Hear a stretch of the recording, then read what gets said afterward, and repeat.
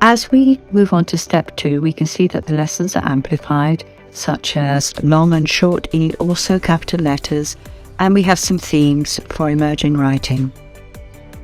We're going to look at Unit 4 and look at the downloadable resources which have amplified, and also have a look at daily practice. Within the daily practice, we have familiar things such as the flashcards,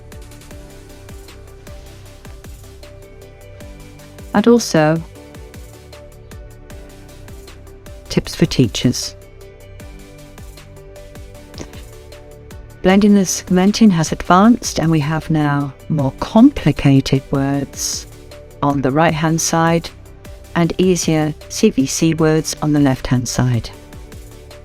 Now children are asked to use their skills with discrimination for the k sound, where we have 3 different ways of writing k. Again, this is an excellent way for children to practice their handwriting skills, and additionally for the teacher to assess if the children are on track.